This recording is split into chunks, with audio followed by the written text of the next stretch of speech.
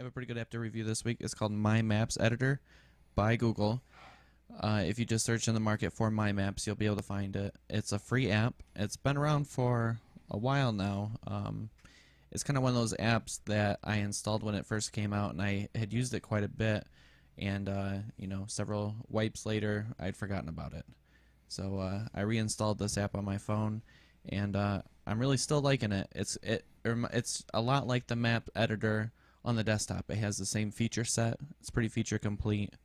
It includes such great things as pinch to zoom if you have multi-touch on your phone, and you can add lines, shapes, specific addresses, photos, right to the map from the phone. So Okay. I mean, I guess I was just impressed with how many features they were able to bring over, from the desktop application. Mhm. So, but it does add a couple of things like GPS. It'll find your location, and I like using it to map trails. So we have a lot of hiking trails and stuff around here. Hiking's fun. That's So, cool. I don't know. It's especially with spring on. It's a really nice app. Does it do anything with Google Latitude? Well, no. No. But you can create maps and stuff on there and email them to anybody, text them to somebody, and it'll click right through in the browser. So Now I've seen a lot of these kind of things, and sometimes like you can also take that. Is it stored in just a regular like GPS kind of data format? it has a couple different options. You can export it so you can put it into Google Earth if you wanted to. Yeah.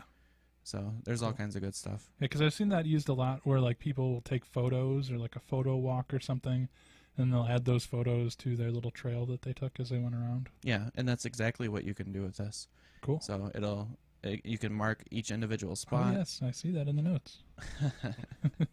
So yeah, it really does have it's a really dense application because it's pretty easy to get into, and then there's this whole another layer that once you start mastering some of the more advanced features of it, you could do a lot of cool stuff with maps. Oh. So it's fun to play around with. So can you import that into like a Google Maps and post it on a website? Yeah, you can view it right in your desktop browser, and you can embed it right onto any website. They have the code just hanging right over there on the side. Oh, I have an idea. So I'm getting ideas already. That's awesome. And Yeah. you just do it on your phone. yeah.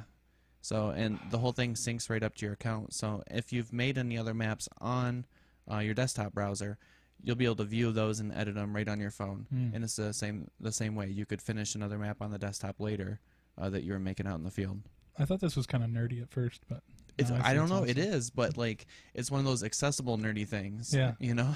This is actually I've kinda got cool. quite a few trails mapped out of Elisharp using that. Well, Really? not using my maps editor, but I've used Google's map thing, one of the other ones, and then you can edit it with that my maps editor. Yeah. Huh.